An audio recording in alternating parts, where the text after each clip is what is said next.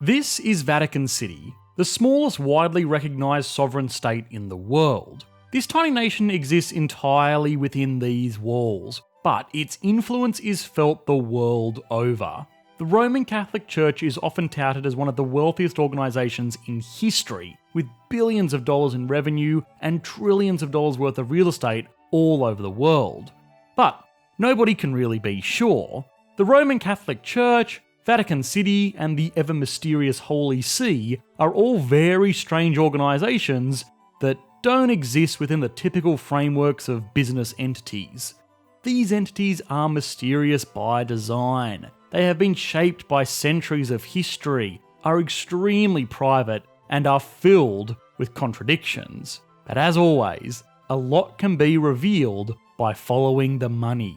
So, just how rich is Vatican City? How does the economy stack up next to other micronations like Monaco or Liechtenstein? And most importantly, is this really a country or just some bureaucratic anomaly that was the product of taking a 2,000-year-old institution and cramming it into the modern day? This episode of Economics Explained was made possible by our fans on Patreon. If you would like to gain early access to these videos before they're uploaded to YouTube, as well as participate in exclusive Q&A sessions, please consider supporting the channel on patreon.com/economicsexplained. The most important part of understanding the economy of Vatican City is to realise that it is not a country in the typical sense. Sure, it has borders, a government, a military, and even a central bank, but outside of that, it is truly a unique entity. The first distinction that must be made is between the Vatican City and the Holy See. Vatican City is the country. It's what you typically think of. It's this area here, the sovereign borders of the city within the city of Rome. This is home to St. Peter's Basilica, the Sistine Chapel, the primary government building of the nation, the residence of the Pope, the central bank of the nation, and even an airport, albeit a very small one. The Holy See, on the other hand, is most easily thought of as some kind of weird corporation and ruling party hybrid, but also neither of those things. It is an entity that owns Vatican City and is ruled over by the Pope. In the same way, this is China. It's ruled over by the Chinese Communist Party, which is in turn ruled by the chairman of the party. It's a corporation in the sense that it also owns assets and does a lot of business internationally under the name of the Holy See. When China or the United States enters into a trade deal, they are not going to sign off on the agreements as the Chinese Communist Party or the Republican Party. They will sign the agreements as the People's Republic of China and the United States of America. So it's not really a political party, and it's not really a corporation. When the Pope does any work outside the borders of Vatican City, it will be done under the name of the Holy See, headquartered in Vatican City. In the same way, Google wouldn't sign contracts as 1600 Amphitheatre Parkway in Mountain View, California. They would sign them as Google, but they would put their headquarter details on the contracts as a legal requirement. If Vatican City wanted to install solar panels, let's say, like they did in 2008, they would need the help of an outside company, since obviously the state lacks the resources to produce solar panels themselves. These solar panels were installed by a German company, and the cheque was written from the Vatican Bank for around 10 million euros and signed off by the Holy See. Now, to add confusion to all of this, the Holy See is not a legal registered corporation or actually any official entity of any type anywhere. Oh, and the Holy See does own territory outside of the borders of the Vatican, namely a collection of palaces and basilicas in and around Rome, as well as a papal palace in the neighbouring city and a big old telescope in Arizona, for some reason. These are extraterritorial entities, which means they are the sovereign land of Italy, or the United States in the Arizona telescope case, but Italian and American law does not apply on their grounds, similar in almost every way to an embassy. To keep things simple, Vatican City is a country that exists within these borders.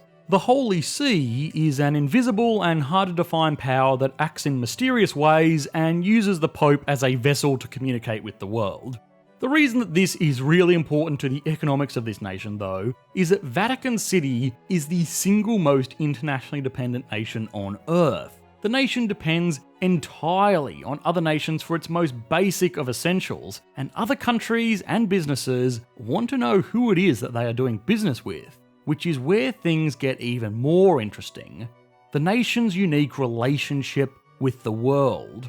One of the most important ways any nation interacts with the outside world is through its currency. We have explored the intricacies of foreign exchange markets many times before on this channel, but what's important to know here is that having a strong currency is just as important to international trade as it is to domestic trade. This is true regardless of the size of the economy, and so, since its official recognition in 1929, Vatican City has managed the circulation of its own currency.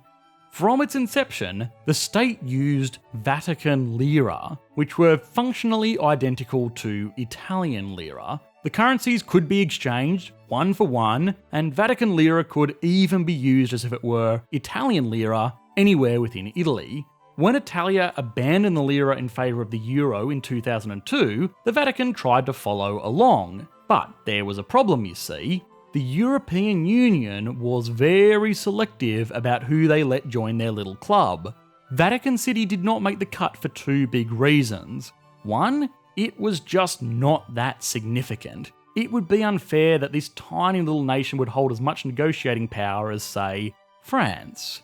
It didn't bring that much industry to the table, and not having Vatican City as a direct trading partner was not going to make or break the whole European Union deal.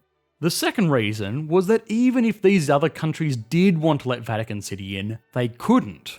EU regulations stipulate that only democracies can be member states of the Union.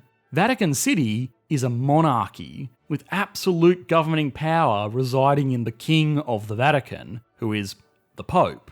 Now, this is a problem because the Vatican needs to buy a lot of stuff from Italy, given that it's totally incapable of producing pretty much anything itself, outside of a few boutique industries. It could just save up some euros in a regular bank like a corporation might, but this still causes issues. It would put the wealth of a sovereign nation in the hands of a regular institutional bank, which would be problematic at the best of times, but when it's also considered how influential the Catholic Church is, it's just not reasonable. Now, regular European nations actually have the ability to print their own euros in the same way that the Federal Reserve has the ability to print US dollars. Of course, this is all controlled by the European Central Bank to stop one country printing more than their fair share, but member states still have quite a lot of flexibility in how they conduct monetary policy.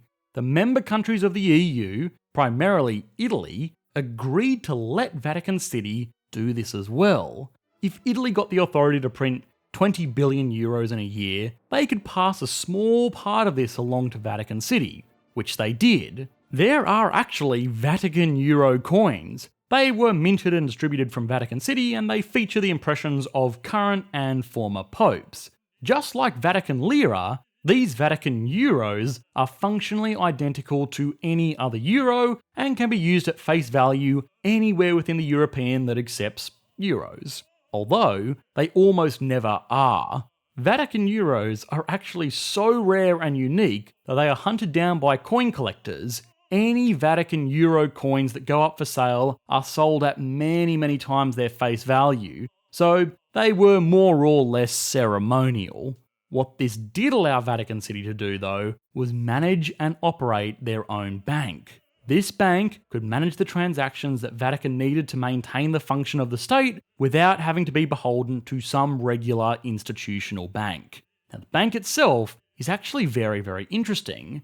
The Vatican Bank, which has around $8 billion in assets, has often been the centre of scandals and corruptions since it was founded in 1942. Vatican bank accounts are only supposed to be held by residents of Vatican City and other high-ranking church personnel for their own expenses as well as the day-to-day running of the city. But according to Gerald Posner, a Vatican bank scholar and the author of God's Bankers, These accounts were often awarded to powerful Italian officials looking to stash money without paying taxes.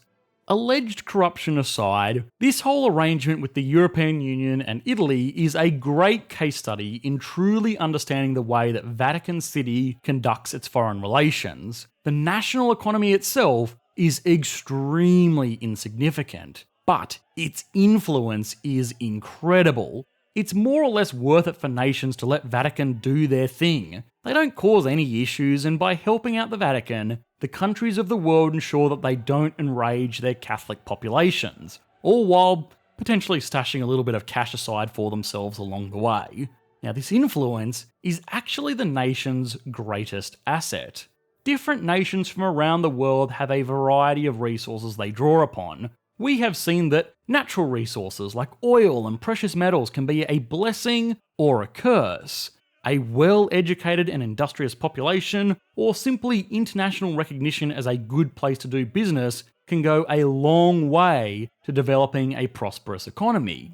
Vatican City has none of these. No resources because, well, it's a tiny nation. Its population is actually incredibly well educated, but most citizens of the nation are clergymen that are more interested in scripture than making massive profits. In terms of a place to do business, well, it's not like other micronations like, say, Monaco or Liechtenstein, which are incredibly business friendly. You can't set up a business here. You can't actually even be a full-time resident of the nation unless you are a pretty high-ranking member of the Catholic Church. What's more is that Vatican City actually doesn't receive that much money. A lot of people assume that the city brings in a huge amount of money from tithes from its churches all over the world. And this makes sense. The Catholic Church as an entity has revenues of around $200 billion per year. A good chunk of this comes from the United States, which is the Church's most valuable market by a fair margin, although almost none of this money is fed back to the Vatican. Instead, it is coordinated for use in charitable works, property maintenance, and is used in a range of medical centres that are administered by the Catholic Church. In fact, the only time the Vatican itself gets money is once a year as what is called Peter's Pence, where parishes from across the world will directly pledge money to the Pope to do with what he sees fit. Sometimes this money goes towards keeping the city going, but more recently it has just gone towards charitable works in less developed countries. These days, Vatican City breaks even on tourist dollars, mostly from people paying admission to see its museums. But looking for some massive pile of money or huge secretive industry is really missing the point. The economy of Vatican City, this physical walled area, is very small, but the economy of the church is very big. There are over 1 billion Catholics around the world. That's a population larger than all but 2 of the most populous countries on Earth. Just like regular nations, the church is not trying to turn some massive profit or hoard huge piles of cash, but rather they are trying to raise revenue and coordinate spending in a way that will benefit their subjects, continue their operations, and if you want to be really cynical, increase their power and influence. It just so happens to do this outside of its borders. Looking at the economy of Vatican City is like looking at the economy of the Capitol building. There is basically nothing there, but their influence directs some of the largest economic forces in the world. So now it's time for the very difficult job of putting Vatican City onto the Economics Explained national leaderboard. Vatican City's economy is tiny, and while there is a huge level of influence over one of the largest economic powers in the world, the actual recognised nation, things that fall within these borders, can only get a 1 out of 10. GDP per capita is an interesting one. The country is only home to 825 permanent residents, but most of its activities fall under charitable actions and are therefore not counted as part of GDP. But if only the revenues from its museum admissions, modest financial services, and gift shop are included, the nation would have a GDP of around $77 million. This gives the country a GDP per capita of $93,333, meaning it's an easy 10 out of 10.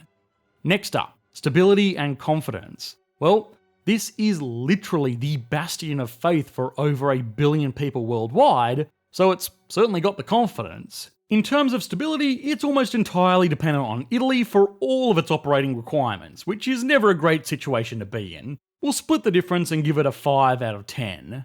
Growth is actually pretty strong. Since Pope Francis rose to power, tourism has tripled. Given that tourism is the nation's primary industry, this has been great for growth overall. It gets a 10 out of 10. Finally, industry. Well, I'm sorry, but the country adds very little in the way of value. For better or worse, it coordinates one of the most powerful organisations in the world, but the bottom line is that a modest tourism industry is not significant on the world stage. It can only get a 1 out of 10. This gives the nation an average score of 5.4 out of 10, putting it in 4th place so far, with the asterisk that a lot of the regular World Bank figures we work with to make this list are just not available for Vatican City. Vatican City is often brought up as one of those strange anomalies, the smallest nation in the world that's also home to the smallest population in the world, shrouded in secrecy but also responsible for ruling over one of the most powerful organisations in the world. The economy of the city-state itself is relatively unremarkable, but following the money is a great way to garner insight into this enigmatic entity. The nation of Vatican City is relatively humble in operations, but that just depends on what you count as the nation. If it's what falls inside these borders, it's little more than a fun curiosity. If it's the influence that those walls have, then it very well could be one of the most powerful nations in the world. Hi guys, hope you enjoyed the latest video. If you did, please consider liking and subscribing. This video was made possible by our patrons over on Patreon. If you want to have your say about what country or topic we explore next, please consider supporting the channel like these awesome people did. Thanks guys, bye.